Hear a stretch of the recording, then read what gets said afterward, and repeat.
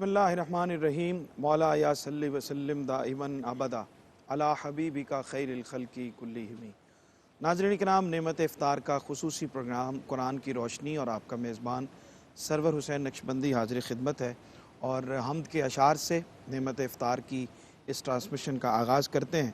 اور جو ترانہ ہے زائرین حرم کا، لبیک اللہم لبیک، اس کی مناسبت سے اور ان دنوں کو اور ان خوبصورت یادوں کو تازہ کرتے ہوئے چند اشعار آپ کی خدمت میں پیش کرتے ہوئے اس دعا کے ساتھ کہ اللہ تعالیٰ جلد از جلد ان ساری رکاوٹوں کو دور فرمائے اور حاضری کے اسباب عشاق کے لیے، اہل محبت کے لیے، اپنے گھر کے اور اپنے محبوب کے گھر کے دروازے کھولے۔ دھڑکن دھڑکن ہے ایک صدا، لبیک اللہ لبیک اللہ۔ دھڑکن دھڑکن ہے ایک صدا، لبیک اللہ لبیک اللہ۔ سانسوں میں رواں ہے ذکر تیرا، لبیک اللہ لبیک اللہ۔ ایک گونج سنائی دیتی ہے مخلوق دہائی دیتی ہے، ایک گونج سنائی دیتی ہے مخلوق دہائی دیتی ہے۔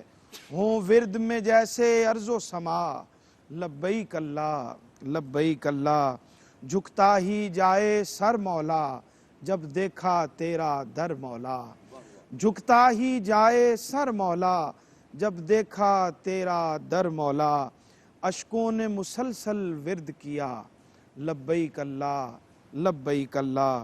اور یوں سویا بخت جگایا ہے، یوں سویا بخت جگایا ہے، ہمیں اپنے پاس بلایا ہے۔ کیسے ہو تیرا شکر ادا، لبیک اللہ لبیک اللہ۔ اور رحمت کا سر پہ سایہ ہو، جب آخری وقت خدایا ہو۔ رحمت کا سر پہ سایہ ہو، جب آخری وقت خدایا ہو۔ آؤں میں خوشی سے کہتا ہوا، لبیک اللہ لبیک اللہ۔ آؤں میں خوشی سے کہتا ہوا، لبیک اللہ لبیک اللہ۔ مقبول دعائیں ہوتی ہیں، سب دور بلائیں ہوتی ہیں۔ سرور ہے یہی بس ورد میرا، لبیک اللہ لبیک اللہ۔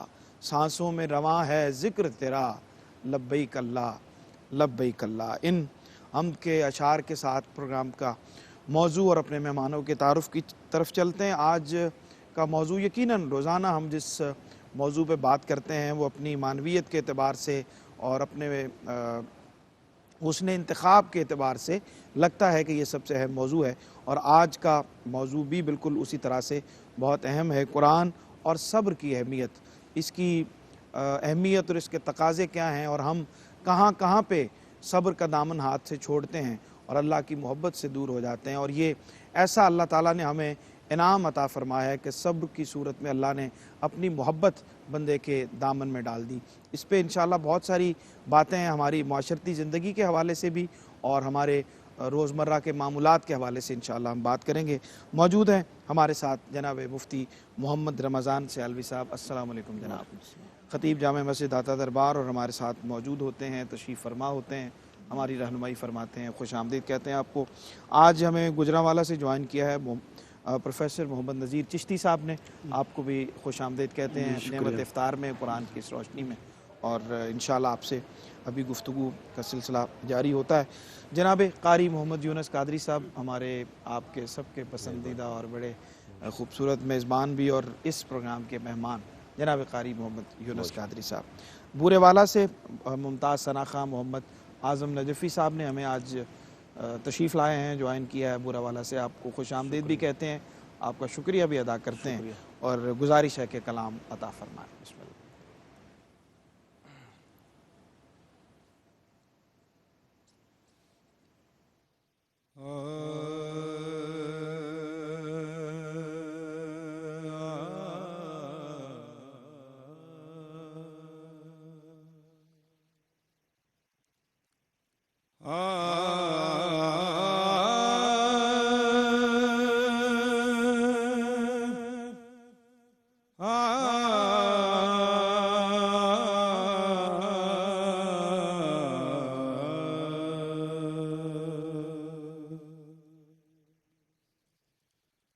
ذرے سے خاک کے بندہ ستارے ہوں گے ذرے اس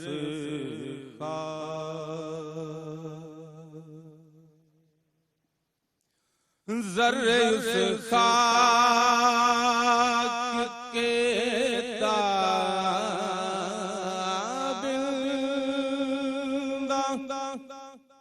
ستارے ہوں گے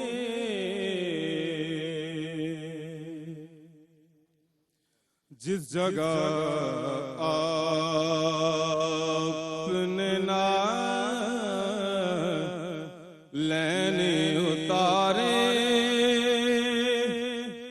ہوں گے جس جگہ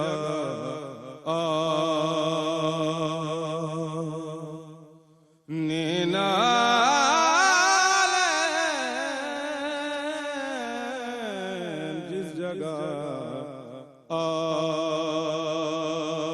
نے لینے اتارے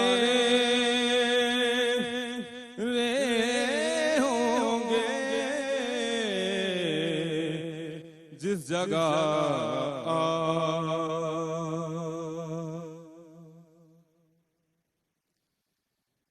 ایک میں کیا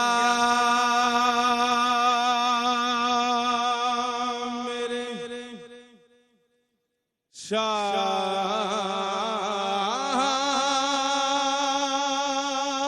کے شہنشاہوں کے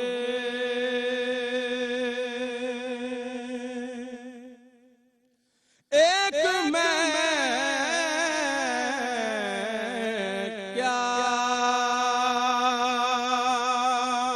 میرے شاہ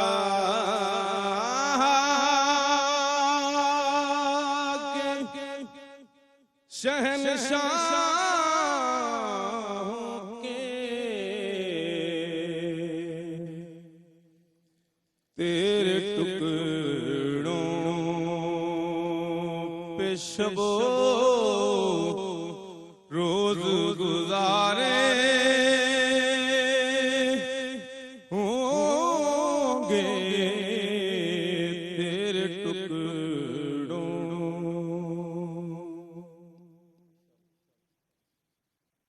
لوگ تو حسین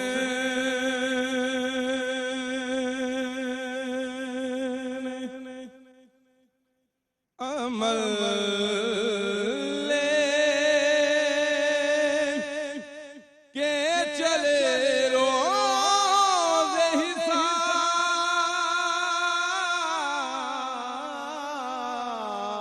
لوگ تو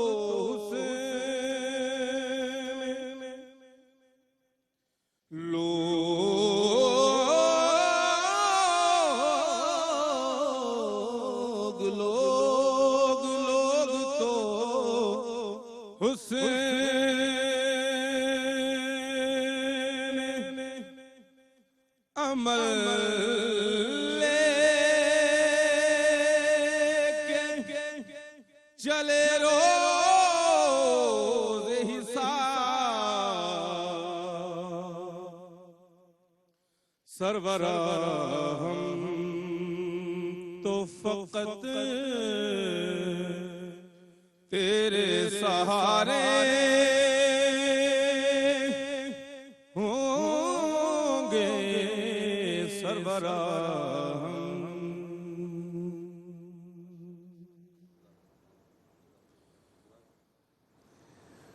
جناب خواجہ غلام قطب الدین فریدی صاحب کا خوبصورت کلام محمد اعظم نجفی بورے والا سے ہمارے آج مہمان ہیں، تشریف فرما ہیں اور بڑے خوبصورت انداز سے پیش کر رہے تھے۔ گفتگو کا آغاز کرتے ہیں۔ مفتی صاحب قرآن پاک میں صبر کی تلقین، اس کی اہمیت، اس کی افادیت اور اس کے حوالے سے کیا ارشاد ہوتا ہے، بیان فرمائیے۔ بسم اللہ الرحمن الرحیم۔ قرآن مجید میں صبر کی فضیلت اور اہمیت اور جن پاک لوگوں نے صبر کو اختیار فرمایا، ٹھیک، اللہ رب العزت نے ان کے لیے انعامات کا بھی ذکر فرمایا ہے اور ان کی تحسین اور ان کی حوصلہ افزائی اور ان کی تحمید بھی فرمائی ہے، ٹھیک، جس سے صبر کی اہمیت کا اندازہ ہوتا ہے کہ صبر بذات ہی کتنی اچھی چیز ہے، اور جو اسے اختیار کرتا ہے اللہ کے ہاں اس کا کیا درجہ اور کیا مقام ہو جاتا ہے۔ اور اس کو تھوڑا سا آج اس ماہ مقدس رمضان المبارک کے ساتھ بھی اگر ریلیونٹ کر لیں تو نبی کریم صلی اللہ علیہ وسلم نے ایک حدیث پاک میں، جس کے راوی حضرت سلمان فارسی ہیں رضی اللہ عنہ، اس میں رمضان المبارک کے مختلف جو فضائل اور نام ذکر کیے ہیں، اس میں اس ماہ مقدس کو شہر صبر فرمایا ہے، ٹھیک، کہ یہ صبر کا مہینہ ہے۔ اور روزہ اور صبر کا کیا تعلق ہے، ظاہر ہے ہم اس ٹھیک، انشاءاللہ ہم بات کریں گے تاکہ ہم اس پر بھی حاصل کر سکیں۔ اور اگلی بات یہ ہے کہ بنیادی طور پہ صبر کا جو تعلق ہے وہ ایک ہے الصبر فی طاعت اللہ، کہ اللہ رب العزت کے احکامات پر عمل کرتے ہوئے صبر کرنا۔ ٹھیک، کیا مطلب؟ کہ طبی طور پر جو احکامات الہیہ ہیں اگر ہم ان پہ غور کریں تو وہ انسانی طبیعت کے خلاف ہیں، ٹھیک، مزاج کے خلاف ہیں فطرتاً۔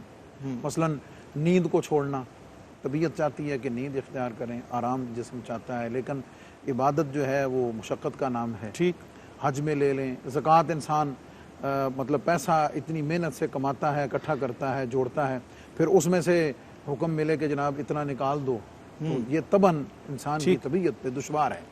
تو اب اس اللہ رب العزت کی اطاعت میں اپنی مرضی اور منشا کے خلاف چلنا مشکل ہوتا ہے، لیکن اس کو چلانا اور اس کے چلانے میں اپنے آپ کو صبر کرنا، ایک یہ صبر ہے فی طاعت اللہ۔ ٹھیک، اور دوسرا اس کا پہلو ہے الصبر عن معصیت اللہ، ٹھیک، کہ اللہ رب العزت کی نافرمانیوں سے بچتے ہوئے صبر کرنا۔ اب یہاں بھی وہی کلیہ ہے کہ ان چیزوں کی طرف طبعاً میلان ہے، رجحان ہے، گناہ کی طرف، زیادتی کی طرف، باقی چیزوں کی طرف، تو اس میں اپنے آپ کو روک کے رکھنا اور ان کا ارتکاب نہ کرنا۔ تو یہ ایک اس طرح کی کیفیت ہے کہ جو ہر انسان کو، ہر مسلمان کو کسی نہ کسی لیول پہ کہیں نہ کہیں اس کے ساتھ اس کو سامنا رہتا ہے۔ اور صبر ایک ایسی ڈال ہے، صبر ایک ایسی ڈال ہے کہ جس کے ہوتے ہوئے ہی انسان اللہ رب العزت کی اطاعت میں اور معصیت سے بچ سکتا ہے۔ اور آزمائشوں کو اگر لے لیں تو سورہ بقرہ میں اللہ نے فرمایا کہ وَلَنَبْلُوَنَّكُمْ بِشَيْءٍ مِّنَ الْخَوْفِ وَالْجُوعِ وَنَقْصٍ مِّنَ الْأَمْوَالِ وَالْأَنفُسِ وَالثَّمَرَاتِ۔ تو یہ سارے امتحانات ہیں، مال کے، جان کے، اولاد کے، بیماریوں کے، ہر طرح کے نقصان کے۔ لیکن فرمایا کہ ان مصیبتوں سے نبرد آزما ہونے کے لیے جو ہتھیار ہے وہ صبر ہے، اور جو صبر اختیار کرے گا وہ بشر الصابرین۔ کیا بات! حضرت ایوب علیہ السلام کا ذکر آیا تو انا وجدناہ صابرا نعم العبد انہ اواب، انہوں نے مشکلات اور مصائب میں صبر کیا، اللہ نے ان کے صبر کی گواہی دی کہ ہم نے اس کو صابر پایا ہے۔ اسماعیل علیہ السلام کی قربانی ہو، ان کا قربان ہونا ہو، ابراہیم علیہ السلام کا اپنے لخت جگر کو قربان کرنا ہو، یہ ساری چیزیں یہ صبر کے مناظر ہیں، مظاہر ہیں۔ اور نبی کریم صلی اللہ علیہ وسلم، حضور کے صحابہ اعظام، اولیاء اعظام، ان کی مبارک زندگیوں کو دیکھیں اگر ہم تو وہ ان میں صبر کا پورا ایک ہمیں نقشہ نظر آتا ہے اور عملی صورت اس کی نظر آتی ہے۔ جی قاری صاحب کیا فرماتے ہیں آج کے موضوع کے حوالے سے قرآن کریم میں صبر کو کس طرح سے اختیار کرنے کا حکم دیا گیا ہے؟ محترم سرور بھائی بہت شکریہ۔ الحمدللہ حضور قبلہ مفتی صاحب نے ذکر فرمایا کہ خالق کائنات نے قرآن حکیم کے اندر جو صابرین ہیں ان کو بہت سے انعام عطا فرمایا۔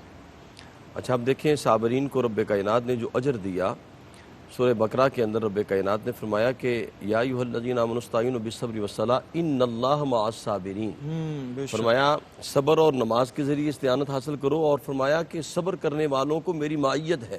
یہ سب سے بڑا انعام رب کائنات کا کہ جس کو رب کی معیت عطا ہو جائے، اس سے بڑا انعام کیا ہے؟ پھر آپ دیکھیں رب کائنات نے صبر کرنے والوں کو بہت سی انعامات سے نوازا۔ سورہ رات کے اندر فرمایا والذین صبروا ابتغاء وجہ ربہم واقاموا الصلاۃ وانفقوا مما رزقناہم سرا وعلانیۃ ویدرؤون بالحسنۃ السیئۃ اولئک لہم عقبی الدار۔ فرمایا کہ یہ اللہ پاک نے جو نیکیوں کا ذکر کیا، پہلے نمبر پر صبر کو بیان کیا، پھر آخر میں فرمایا کہ ہم نے اس کے لیے بہترین ٹھکانہ ہے جنت کا۔ پھر آپ دیکھیں رب کائنات نے صابرین کا ذکر کرتے ہوئے، اکثر یہ ہوتا ہے سرور بھائی کہ نیکی کا ذکر کر کے، عمل کا ذکر کر کے بعد میں اس کا صلہ بیان کیا جاتا ہے، لیکن یہاں دیکھیں کیسا انداز ہے۔ رب کائنات نے فرمایا، رب کائنات نے پہلے اجر دیا، اجر کا ذکر کیا، اور بعد میں عمل کا ذکر کیا۔ رب کائنات سورہ عنکبوت میں فرمایا نعم اجر العاملین الذین صبروا علی ربہم یتوکلون، فرمایا وہ جو صبر کرنے والے ہیں ان کے لیے بہترین نعمتیں ہیں، یعنی عظمت پہلے بیان کر دی، نعمت پہلے بیان کر دی، اور جناب صبر کی بات بعد میں کی. پھر سورہ شورى میں رب کائنات نے فرمایا ایک سند عطا کر دی. فرمایا کامیابی کسے ملتی ہے؟ فرمایا کامیابی کی ضمانت کیا ہے؟ فرمایا وَلَمَنْ صَبَرَ وَغَفَرَ اِنَّ ذَلِكَ مِنْ عَزْمِ الْأُمُورِ. فرمایا کہ جس نے صبر کیا وہ کامیاب ہو گیا، اور یہ بڑی ہمت والی بات ہے. تو بہت سی آیات میرے پیش نظر ہیں. اسی طرح رب کائنات سورہ زمر میں فرمائی انما یوفی الصابرون اجرہم بغیر حساب. رب کائنات صبر کرنے والوں کو بغیر حساب اجر عطا فرماتا ہے. سبحان اللہ سبحان اللہ. صبر کے موضوع پہ آج ہم بات کر رہے ہیں، اور قرآن کریم کس طرح سے ہماری رہنمائی کرتا ہے، کن کن امور پہ صبر کرنا ضروری ہے، اس کی اہمیت کیا ہے، اس کی افادیت کیا ہے، اس کے انعامات کیا ہیں، اور اس سے کیا بندے کو اکرام ملتے ہیں، اس پہ ہم بات کرتے ہیں. ایک چھوٹے سے وقفے کے بعد آپ کی خدمت میں حاضر ہوتے ہیں. جی خوش آمدید کہتے ہیں ناظرین. بریک کے بعد آپ کو صبر کے موضوع پہ آج ہم بات کر رہے ہیں، اور ابتدائیے میں ہم نے اس کی اہمیت کے حوالے سے بات کی. قرآن کریم کی روشنی میں کس طرح سے حکم دیا گیا ہے، اور ان اللہ مع الصابرین بہت زبردست آیہ مبارکہ کا یہ جز ہے، اور اس کے اندر معنویت کا ایک جہان آباد ہے کہ اللہ تعالیٰ نے اپنے ساتھ کی خوشخبری دی صبر کرنے والوں کو. اس پہ مزید بات کرتے ہیں، اور آج کے اس موضوع کے حوالے سے جناب پروفیسر محمد بسم اللہ الرحمن الرحیم. اللہ تعالیٰ نے صبر کے پر جو آزمائش ہے، اس آزمائش پر شکوہ نہ کرنا، یہ صبر ہے. اگرچہ یہ ایک بہت مشکل بات ہے، لیکن صوفیہ نے لکھا کہ صبر کرنے کے لیے ایک اور صبر چاہیے. ٹھیک. اور اس کو پھر مصابران، اور یہ ایک ایسا درجہ ہے ولایت کا کہ جب بندہ اس درجے پر پہنچتا ہے تو پھر اس کو مصائب و علام پر صبر کرنے میں لذت محسوس ہوتی ہے. ٹھیک. اور اسی کے بارے میں جس طرح حضرت نے بھی ارشاد فرمایا کہ حضرت ایوب علیہ نبینا علیہ الصلوۃ والتسلیم کی مثال قرآن مجید میں موجود ہے. حضرت ابراہیم علیہ السلام اور و اسماعیل و ادریس و ذی الکفل کل من الصابرین، کہ حضرت اسماعیل علیہ نبینا علیہ الصلوۃ والتسلیم، حضرت ادریس علیہ نبینا علیہ الصلوۃ والتسلیم، ذی الکفل، فرمایا کل من الصابرین، سارے کے سارے صابرین میں سے. دوسری بات ہے کہ نبی علیہ السلام کا ارشاد گرامی ہے کہ بندہ مومن کا معاملہ بڑا عجیب ہے. مسلم شریف کی حدیث ہے ٹھیک کہ اگر اس کو کوئی مصیبت پہنچتی ہے تو اس پر بھی اس کو اجر ملتا ہے، اگر کوئی نعمت ملتی ہے تو اس پر بھی اجر ملتا ہے. پوچھا کہ یہ کیسے؟ فرمایا جب مصیبت آتی ہے تو صبر کرتا ہے تو صبر پر بھی اللہ تعالیٰ کی طرف سے اجر ہے، اور اگر کوئی اس کو نعمت ملتی ہے تو نعمت پر وہ شکر ادا کرتا ہے. تو ہر دو صورتوں میں اس کو اجر جو ہے وہ اللہ تعالیٰ کی طرف سے ملتا ہے. آج اگر ہم معاشرتی حوالے سے حالات کا مقابلہ کرنا چاہیں تو ہمارے لیے ہمارے دین، ہماری شریعت نے بڑا خوبصورت کلیہ قاعدہ دیا، اور وہ صبر اور استقامت ہے. وہ صبر اور پوری اسلامی تاریخ ہے نبی کریم صلی اللہ علیہ وسلم کا، بالخصوص مکی دور آپ دیکھیں کہ کس صبر اور استقامت کے ساتھ آپ نے جو ہے وہ ایک دین کی ترویج و اشاعت کا کام کیا. پھر آگے خلفاء کا دور آ جاتا ہے، پھر آگے 20 مثالیں اس کی موجود ہیں. تو آج معاشرے کے اندر کتنے کرائسس موجود ہیں، لیکن سنت نبوی سے یہ بات ہمارے لیے ہے کہ اس کے لیے ہمارے پاس بہترین ہتھیار ایک صبر ہے اور ایک استقامت ہے، کہ جب ہم صبر و استقامت کے ساتھ ان کا مقابلہ کریں گے. اور اس کا سب سے بڑا فائدہ یہ ہوگا سرور صاحب کہ ہمارے اندر ایک قوت پیدا ہوگی، قوت مدافعت پیدا ہوگی حالات کو فیس کرنے کی. اور اگر ہم ان حالات کا مقابلہ نہیں کرتے اور ہاتھ پہ ہاتھ دھرے بیٹھ جاتے ہیں تو وہ ہماری جو ول پاور ہے وہ ویک ہونا شروع ہو جائے گی. ٹھیک. تو صبر ایک ایسی چیز ہے کہ جس سے ایک قوت مدافعت حالات کا مقابلہ کرنے کے لیے. اور یہ بات یقیناً ہے کہ جو لوگ حالات کا مقابلہ کرتے ہیں، چاہے وہ کوئی جس طرح کووڈ-19 ہے، کوئی بیماری کا معاملہ ہے، یا کوئی آزمائش آ گئی ہے، تو پھر اللہ تبارک و تعالیٰ ان پر سایہ رحمت بھی جو ہے وہ فرماتا ہے. بالکل ٹھیک. مفتی صاحب گفتگو کو آگے بڑھاتے ہیں. صبر کن کن مواقع پر کیا جانا چاہیے، اس کے تقاضے کیا ہیں، اور کن کن موقعوں پر آپ کو کس طرح سے صبر و استقامت کے ساتھ کھڑا ہونا ہوتا ہے، کس طرح ہماری رہنمائی ہوتی ہے؟ لیکن اس میں بنیادی طور پہ دو چیزیں ہیں. ایک تو انسان کی اپنی پرسنل لائف ہے، اس کی ذاتی زندگی ہے جی. اس کے اپنے ذاتی معاملات ہیں، اس کی اپنی ذاتی پسند ناپسند ہے. ٹھیک. تو عام طور پہ جب اس کی طبیعت اور مزاج کے خلاف جب کوئی معاملہ اس کے سامنے پیش ہوتا ہے، یا اس کے ساتھ اگر کوئی ریئیکٹ کرتا ہے، اس کو کوئی بیہیو اس طرح کا کرتا ہے جو اس کی طبیعت اور مزاج کے خلاف ہے، جیسے اس کی عادت ہے، قطع نظر اس بات سے کہ اس کی عادت کیسی ہے، لیکن جب بھی اس کی مزاج عادت روٹین کے خلاف کوئی چیز ہوگی تو وہ طبعاً اس پہ اس کو ریئیکٹ کرے گا. ٹھیک ہے. وہ دوسری طرف سے ہو سکتا ہے. ٹھیک ہے. کیوں؟ کہ جو دوسرا آدمی آپ کے سامنے ہے اس کا اپنا مزاج اور اپنی طبیعت ہے.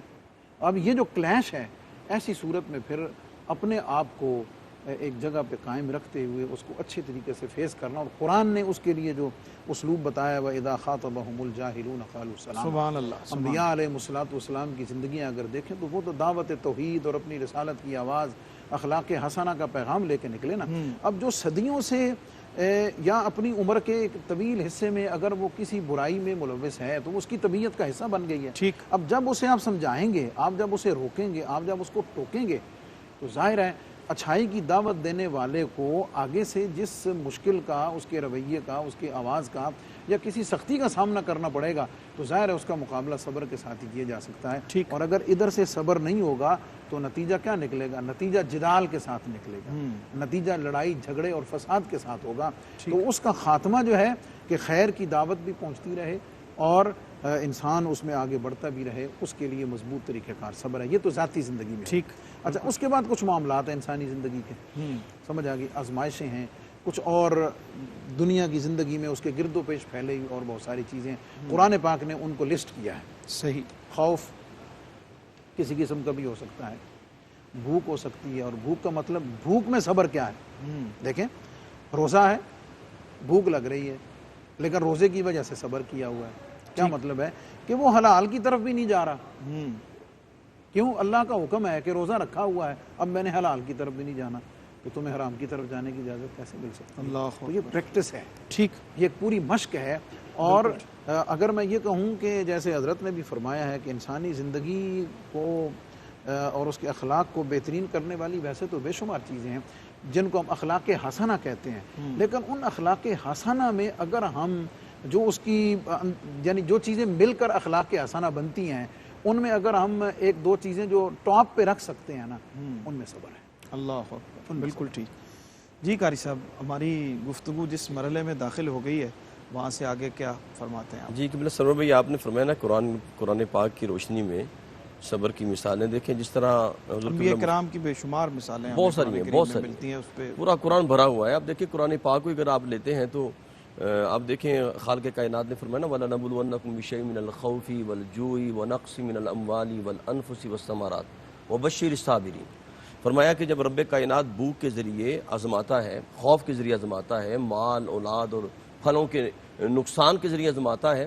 حضرت ابو موسیٰ اشعری فرماتے ہیں، آپ فرماتے ہیں کہ جب رب کائنات کسی کا بچہ تلف ہو جاتا ہے، اس کی روح کفن سے پرواز کر جاتی ہے، تو رب کائنات پوچھتے ہیں فرشتوں سے کہ میرا وہ بندہ اس کا کیا بنا، اس کا بچہ تم نے روح قبض کی تو وہ کیا کہتا ہے؟ تو وہ آگے سے کہتے ہیں جی وہ کہتا تھا کہ اللہ کی بارگاہ سے یہ نام ملا تھا، رب نے لے لیا، اِنَّا لِلَّهِ وَإِنَّا إِلَيْهِ راجعون کہتا ہے کہ وہ اسی کی طرف، اسی کا مال تو اسی کی طرف چلا گیا. تو رب کائنات فرماتے ہیں کہ اسے جنت کے اندر دارالحمد ایک محل عطا فرما دو. اور قرآن کہتا ہے اولئک علیہم صلوات من ربہم ورحمہ واولئک هم المہتدون. پھر اس پر رب کائنات کی رحمتوں کی بارش کا نزول ہوتا ہے. سبحان اللہ. اب دیکھیں یہی اسی طرح قرآن پاک میں آتا ہے ان الذین قالوا ربنا اللہ ثم استقاموا تتنزل علیہم الملائکہ. اور جو صابر بن کے استقامت کا پہاڑ بن کے ڈٹا رہتا ہے تو پھر رب کائنات کیا کرتے ہیں؟ رب کائنات جناب اس پر ملائکہ کا نزول ہوتا ہے، ملائکہ اس کے استقبال کے لیے آتے ہیں. اور پھر سرور بھی آپ دیکھیں سورہ والعصر کے اندر رب کائنات نے فرمایا، خالق کائنات نے انسان کو بتایا نا کہ جو گھاٹے میں ہے، جو صراط مستقیم سے ہٹ گیا، جس نے حکم عدولی کی، نافرمانی کی، فرمایا وہ گھاٹے میں ہے. لیکن آگے رب کائنات نے فرمایا کہ نفع والے کون ہیں؟ الا الذین آمنوا وعملوا الصالحات وتواصوا بالحق वतवासौ बिस्सब्र। फरमाया कि जिन्होंने जो ईमान लेके आए, अमले साले जिन्होंने कमाए, और जिन्होंने वतवासौ बिलहक और दीन हक की तबलीग के लिए वो सरगर्दा रहे और जनाब सिरात मुस्तकीम पर गामजन रहे, और रास्ते में जो रुकावटें आईं, जो मसाइब ओलाम आए, जो अज़ियतें आईं, उन पर डटे रहे इस्तिकामत के साथ, वतवासौ बिस्सब्र, और सब्र की तलकीन करते रहे, तो फरमाया उनको रब्बे कायनात क्या अजर अता फरमाएंगे। अब देखें सरकारी दो आलम की हयात तय्यबा से हमें नूर मिलता है। करीम आका अलैहिस्सलाम ने जब तबलीग के लिए निकले, ताइफ की वादी में निकले, सरकारी दो आलम सल्लल्लाहु अलैहि वसल्लम ने लोगों को दावत हक दी। वो जहन्नुम की तरफ जा रहे हैं, मेरे आका उन्हें जन्नत की तरफ बुला रहे हैं, लेकिन वो पत्थरों की बारिश कर रहे हैं। तो पहाड़ के फरिश्ता आगे कहता है, या रसूल अल्लाह, आप हुक्म दें इनको अभी पहाड़ों में इनको अजाब दिया जाए और पहाड़ मिला दिए जाएं। लेकिन करीम आका के लबों पे क्या प्यारे जुमले हैं सरवर भाई। अल्लाह की बारगाह में अर्ज़ करते हैं, अल्लाहुम्मा इहदी कौमी फ़इन्नहुम ला यालमून, मालिक ये मुझे जानते नहीं हैं, इनको हिदायत का नूर अता। अल्लाह अकबर, अल्लाह अकबर। प्रोफेसर साहब, सब्र करने पे इनाम क्या मिलता है, दर्जात कैसे बुलंद होते हैं? क्या सब्र करने का तो कहा गया कि अल्लाह सब्र करने वालों के साथ है, इससे बड़ा इनाम और क्या हो सकता है, लेकिन ज़ाहरी ज़िंदगी में उनको किस तरह से नवाजा जाता है जो सब्र करते हैं और अपने आप को रोक के रखते हैं? जिस तरह सब्र और मुआशरे का ताल्लुक़ है जी, कि मुआशरे के हालात को फेस करने के लिए इस्तिकामत और सब्र ज़रूरी है, इस तरह सब्र और ईमान का भी ताल्लुक़ है। ठीक। इमाम कुशैरी ने रिसाला कुशैरिया के अंदर हज़रत मौला कायनात रज़ी अल्लाह तआला अन्हु का एक फरमान नकल फरमाया है। आप फरमाते हैं कि हज़रत अली करमल्लाहु वजह करीम का फरमान अलीशान है कि जो सब्र है उसका ईमान के साथ यूँ ताल्लुक़ है जिस तरह जिस्म का सर के साथ ताल्लुक़ है। अल्लाह अकबर। जिस तरह जिस्म और सर का ताल्लुक़ है, इस तरह ईमान और सब्र का ताल्लुक़ है। ठीक। दूसरी बात, हदीस तैयबा में आता है कि बरोज़ क़यामत अल्लाह ताला आवाज़ इरशाद फरमाएंगे कि जो साबिरीन हैं उठो और जन्नत की तरफ चले जाओ। ठीक। तो हदीस में आता है कि थोड़े लोग उठेंगे, और जब वो भागे भागे जन्नत की तरफ जा रहे होंगे तो फरिश्ते उनसे पूछेंगे कि आप कौन लोग हैं, तो वो कहेंगे कि हम अहले सब्र हैं। सुभान तो अल्लाह। अल्लाह तबारक व तआला उनसे पूछेगा कि तुमने किस बात पर सब्र किया, तुम्हारा सब्र क्या है? ठीक। तो उन्होंने कहा कि हमने अल्लाह की इताअत पर सब्र किया और गुनाहों से बचने पर सब्र किया। सुभान अल्लाह। तो जब सब्र को अपनाता है तो देखिए सारे अमाल का सिला तो अल्लाह ताला की ज़ात देती है, लेकिन फरिश्तों की ड्यूटी लगाई हुई है। लेकिन कुरान मजीद का उसलूब क्या है कि फरमाया इन्नमा युवफ़्फ़स-साबिरूना अजरहुम बिग़ैरि हिसाब, कि हम सब्र करने वालों को बगैर हिसाब के उनको अजर अता फरमाएंगे। सुभान अल्लाह। और फिर जगह जगह पर इन्नल्लाह मअस-साबिरीन और वल्लाहु मअस-साबिरीन आया कि अल्लाह ताला की जो एक ख़ास संगत है, उनकी जो मैयत है, और अल्लाह ताला का एक ख़ास जो इनाम है, जो रमज़ान शरीफ के हवाले से भी है कि अल्लाह ताला फरमाता है कि मैं इसका अजर रोज़े को खुद देता हूँ, और उसका फ़लसफ़ा और उसकी लॉजिक यही है चूँकि एक सब्र का एक बेहतरीन एक मंज़र है, मंज़रनामा है, तो इसलिए फरमाया कि सब्र करने वाला का जो एक अमली झलक है वो रोज़ा है, और उसका अजर मैं उसको खुद अता फरमाता हूँ। बिल्कुल ठीक। मुफ्ती साहब, एक पहलू इसमें बहुत बारीक सा है, मैं चाहता हूँ कि उस पर ज़रूर आप रहनुमाई फरमाएं कि सब्र किस सूरत में, एक तो आप किसी मजबूरी की हालत में हैं, कोई आप पे जुल्म हो रहा है और आप उसका जवाब नहीं दे पाते हैं और उस पर आप सब्र करते हैं, उसको भी सब्र कहेंगे, और आप किसी का जवाब दे सकते हैं ताकत और क़ुव्वत रखते हुए उससे बदला ले सकते हैं, तो ये भी सब्र है। इन दोनों की कैफियत को किस तरह हम डिफ़ाइन करेंगे? देखिए जी, मजबूरी की हालत में, कमज़ोरी की हालत में, कसम पुरसी में, मोहताजी में अपने आप को झुकाना, इज़्ज़ो इनकिसारी करना, और ये तो एक शेख सादी फरमाते हैं कि ये तो पेशा है, ये तो आदत है, ये तो मजबूरी है। ठीक। उसका जो कमाल मज़हर है, कमाल मज़हर जो है वो क़ुव्वत उस और वक्त ताकत है जब आपके पास क़ुव्वत, ताकत और इख्तियार है, और आप उस वक़्त उसका मुज़ाहरा करते हैं, और उसकी अमली तस्वीर और ताबीर हमें नबी पाक सल्लल्लाहु अलैहि वसल्लम की मुबारक ज़िंदगी से फ़तह मक्का के मौका पर मिलती है। ठीक। यानी आप तसव्वुर नहीं कर सकते कि वो 11 साल में, यानी जुल्म और सितम की कौन सी ऐसी सूरत है, यानी जिस चीज़ को जुल्म कहा जा सकता है, लिस्ट किया जा सकता है, वो हर काम मुशरिकीन मक्का ने नबी पाक अलैहिस्सलाम की ज़ात के लिए और हुजूर अलैहिस्सलाम के परवानों और दीवानों के लिए, हुजूर के ग़ुलामों के लिए किया। ٹھیک، لیکن ہم کہہ سکتے ہیں کہ اس وقت ایک کمزوری کی بظاہر حالت تھی. اس وقت طاقت، غلبہ، قوت، زور وہ نہیں تھا. ٹھیک، لیکن جب فتح مکہ ہوا تو انہیں بھی پتا تھا کہ اب ہمارے ساتھ کیا ہونا ہے، کیونکہ صدیوں کی تاریخ تھی. جی ہاں، بدلہ لینا تو وہاں کی روایت مطلب تھی. وہاں کی روایت میں سے تھا. اور بدلہ لینے میں بھی انصاف کون کرتا ہے؟ بدلہ لینے میں بھی پھر یہ ہے کہ وہ اس کو 2 3 4 گنا کئی گنا جی ہاں، بڑھا کے جب تک نہ ہو تو اس کی تسکین نہیں ہوتی ہے انسان کے اس جذبے کی. یہ فطرتی بات ہے. لیکن نبی پاک اچھا پھر حضور علیہ السلام نے اس کو منظر آپ ذرا سامنے رکھیں نا کہ سارا کچھ کرنے کے بعد ان سے پوچھا ہے. یعنی یہ پوچھنے میں راز کیا ہے کہ کوئی یہ نہ سمجھے کہ شاید ادھر دھیان نہیں گیا یا کر نہیں سکتے تھے. ان کو ریئلائز کرایا، ٹھیک، ان کو پورا احساس دلایا کہ آج تم میرے بارے میں کیا گمان رکھتے ہو، تم نے جو کیا ہوا ہے اس کو سامنے رکھ کے. تو اللہ اکبر، اس وقت بھی ان کی زبانوں پہ حضور علیہ السلام کی سیرت کا وہ پہلو جو ہے وہ انہوں نے وہاں پہ کہا کہ آپ کریم ہیں اور ابن کریم ہیں. تو کرم کی امید ہے. کیا بات، کیا خیال ہے؟ سبحان اللہ. حضور علیہ السلام نے پھر تو یہ اصل بنیادی طور پہ صبر کا مظہر ہی اس وقت سامنے آتا ہے جب آپ کے پاس اختیار ہو، آپ کے پاس قوت ہو، آپ کر سکتے ہوں اور آپ کہیں کہ میں نے اللہ کی رضا کے لیے کیا. بالکل ٹھیک، بہت شکریہ مفتی صاحب. بڑا ہم ایک گفتگو کی گہرائی میں اپنے موضوع کی مناسبت سے اتر چکے ہیں. اس کے اور بھی پہلو ہیں جن پہ ہم بات کرتے ہیں. ہمیں محمد اعظم نجفی صاحب برے والا سے آپ کا شکریہ ادا کرنا ہے، اور اگلے سیگمنٹ میں ہمارے ایک اور دوست ہمیں جوائن کریں گے، ان کو خوش آمدید کہیں گے.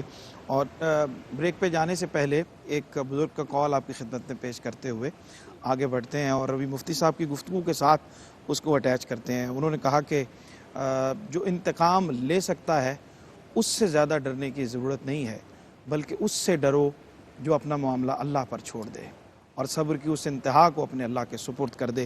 ایک چھوٹے سے وقفے کے بعد آپ کی خدمت میں حاضر ہوتے ہیں.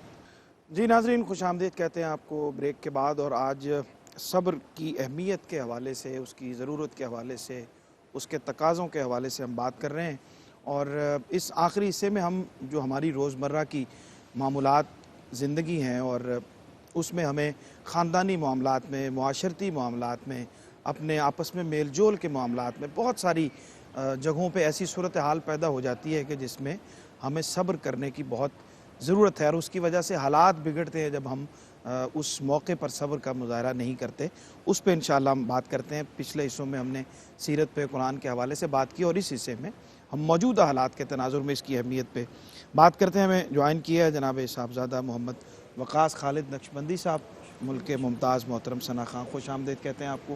اور انشاءاللہ آخر میں آپ سے ہم کلام سنتے ہیں. قاری صاحب، آج کا جو موضوع ہے اس کو ہم ریلیٹ کریں اگر موجودہ حالات کے تناظر میں اپنی معاشرتی زندگی اور ذمہ داری کے حوالے سے، تو کیا فرماتے ہیں؟ قبلہ سرور بھی آپ نے وقفے سے پہلے فرمایا تھا کہ بندہ جب صبر کرتا ہے اور وہ صبر کرے اور وہ شکوہ کناہ نہ ہو، صبر کرے اور وہ واویلا نہ کرے، تو اس کے بابت بھی خوشخبری کریم آقا علیہ السلام نے عطا فرمائی ہے. فرمایا اگر وہ صبر کرتا ہے اور وہ زبان سے اپنا اظہار نہیں کرتا اور اللہ کی رضا پہ راضی رہتا ہے، تو فرمایا وہ اللہ کے ذمہ کرم پہ آ جاتا ہے. فرمایا اللہ اسے بغیر حساب کی جنت عطا فرمائے گا.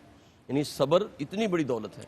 پھر جس طرح قبلہ چشتی صاحب نے فرمایا نا، حضرت علی کا قول آپ نے فرمایا، حضرت علی کا ایک قول اور بھی ہے. آپ فرماتے ہیں کہ صبر ایسی سواری ہے جو اس پہ سوار ہو جائے وہ کبھی اس کی سواری کو ٹھوکر نہیں لگے گی، اپنے سوار کو گرنے نہیں دے گی.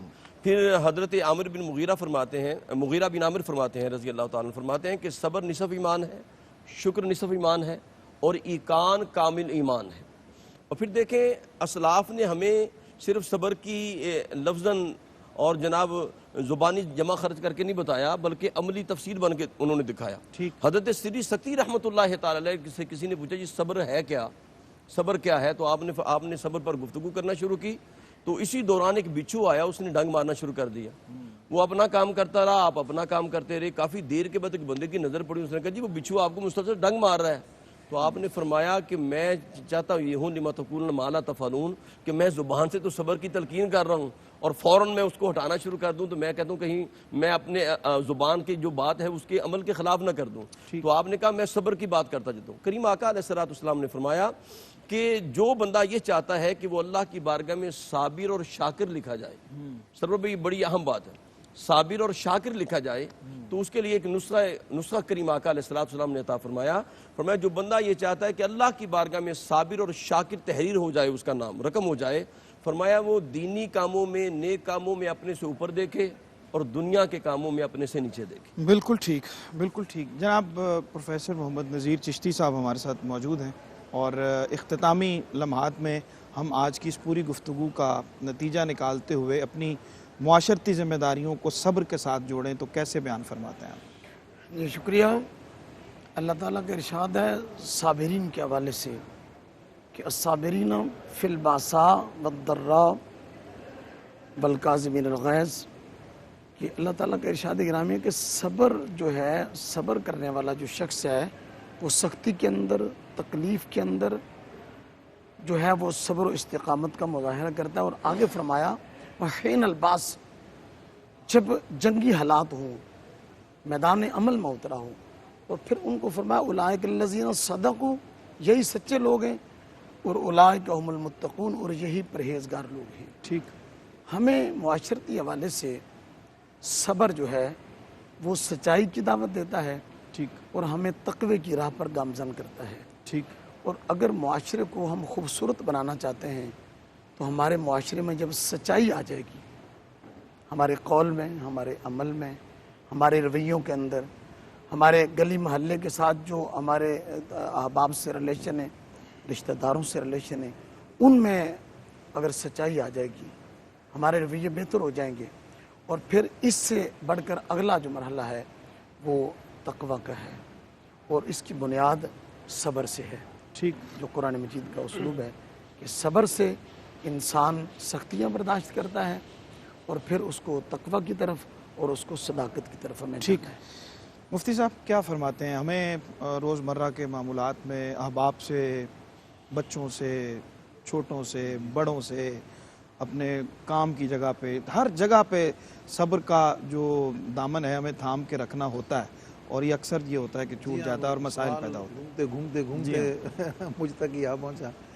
عرض یہ ہے کہ میں اس میں مختصر وقت میں ایک بات کروں گا جو تجرباتی بھی ہے، مشاہداتی بھی ہے، جی، جو بزرگوں سے سنا بھی اور پریکٹیکل بھی کیا۔ وہ یہ ہے کہ آپ وہ جو ٹائم اور وہ جو سچویشن ہے نا، آپ اس کو چینج کر لیں، ٹھیک، بس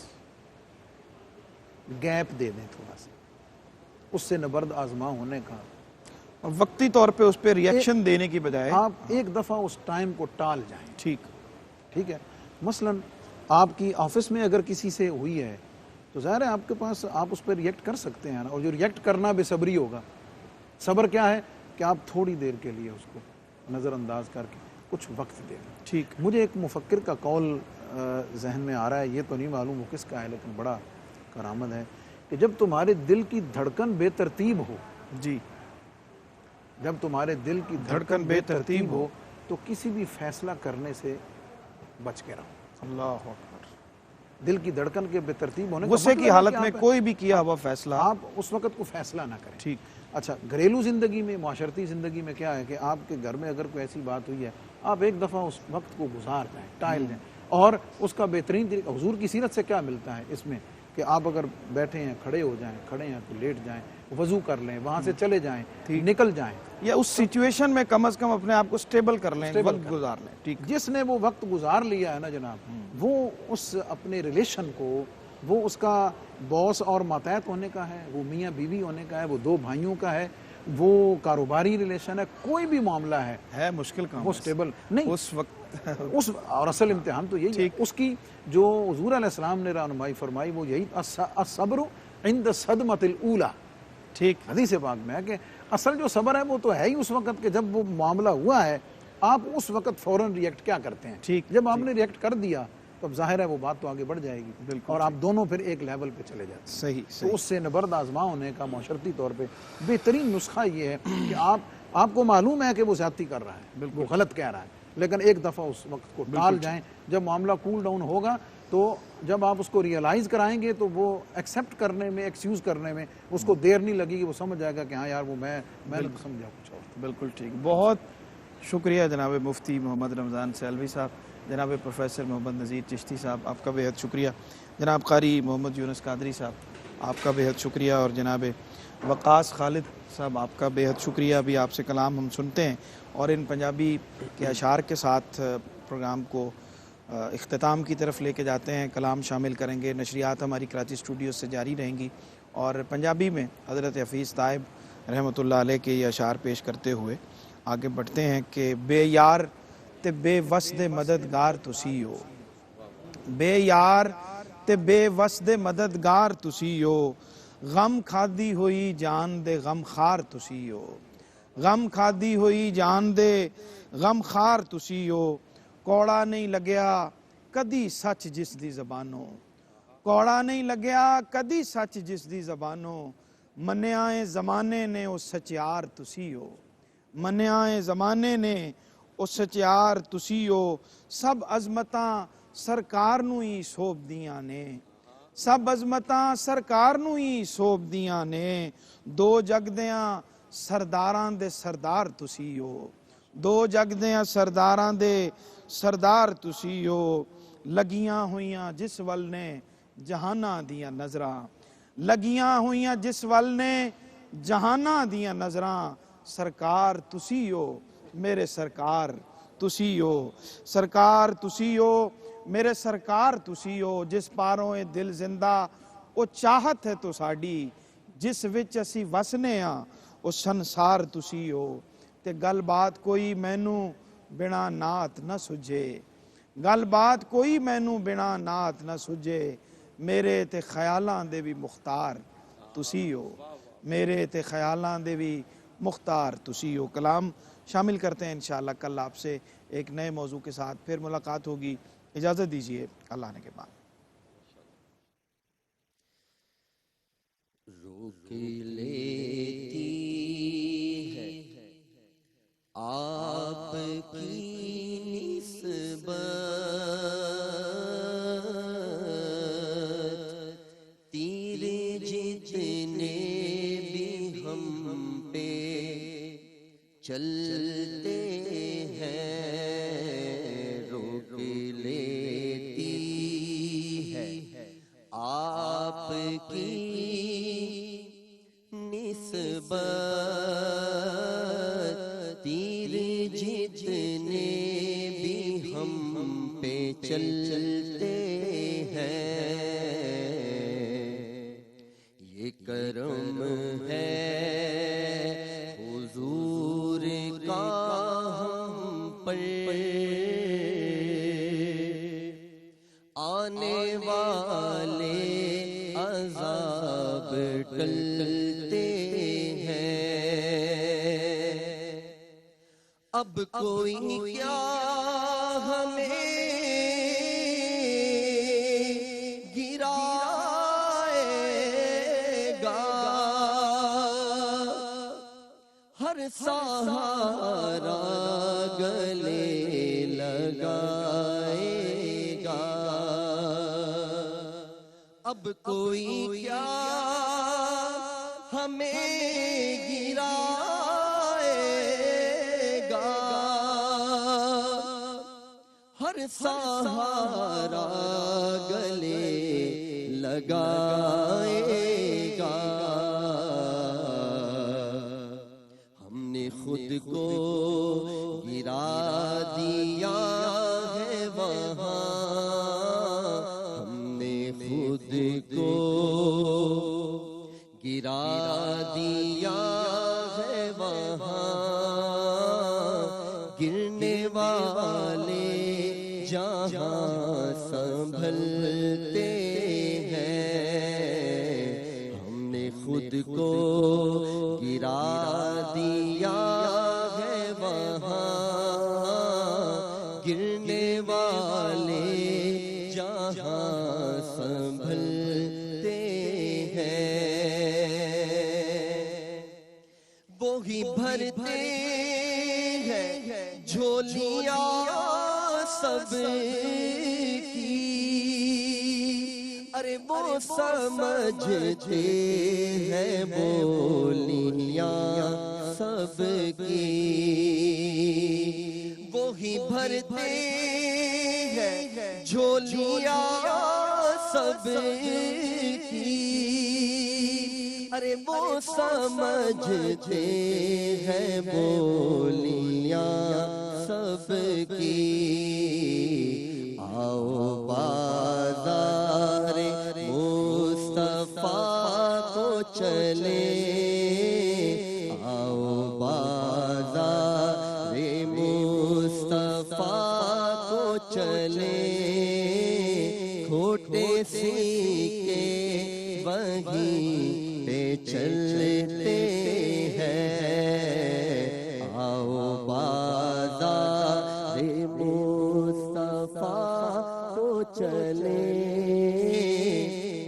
کھوٹے سیکے وہیں پہ چلتے ہیں اپنی اوقات صرف اتنی ہے ارے کچھ نہیں بات صرف اتنی ہے